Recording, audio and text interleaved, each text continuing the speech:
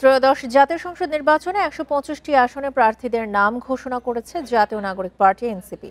চলতি মাসেই ধাপে ধাপে ৩০০ আসনের প্রার্থী তালিকা ঘোষণা করা হবে বলে জানিয়েছেন দলটির নেতারা। জুলাই চেতনা ধারণকারী যে কোনো ব্যক্তি ও সংস্কারের পক্ষে অন্য দলের বিদ্রোহী প্রার্থীদেরও এনসিপি স্বাগত জানাবে বলেও ঘোষণা দেয় দলটি।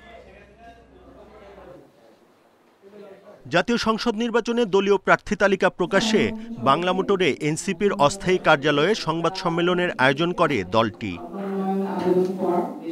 প্রাথমিকভাবে ঘোষিত ১২৫ প্রার্থীর তালিকায় দলের নেতাদের পাশাপাশি রয়েছে ব্যবসায়ী ও চাকুরিজীবী। এনসিপি বলছে, যারা সৎ ও যোগ্য এবং জুলাই গণ অভ্যুত্থানের স্পিরিট ধারণ করেন তাদেরকেই বাছাই করা হয়েছে প্রার্থী তালিকায়। যারা যোগ্য এনসিপির আহ্বায়ক নাহিদ ইসলাম ঢাকা ১১, ডাক্তার তাসনিম জারা ঢাকা ৯, নাসিরউদ্দিন পাটোয়ারি ঢাকা ১৮, দলটির আহ্বায়ক আক্তার হোসেন রংপুর ৪, সার্জিস আলম পঞ্চগড় ১ ও হাসনাত আবদুল্লাহ কুমিল্লা ৪ আসন থেকে এমপি পদে প্রার্থী হয়েছেন। ঢাকা ৯ ডাক্তার তাসনিম জারা, ঢাকা ১১ মোহাম্মদ নাহিদ ইসলাম, কুমিল্লা ৪ হাসনাত আবদুল্লাহ।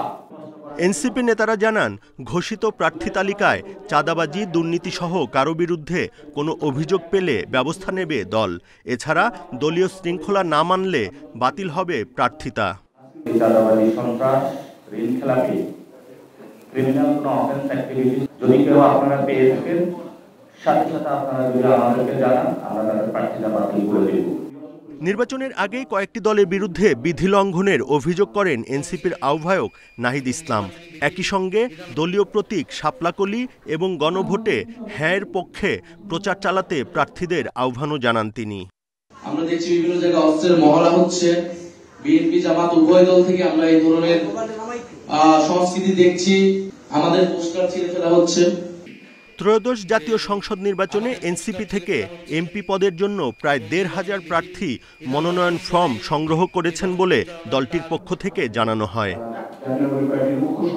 Buddhadeb Kundu, independent news, Dhaka.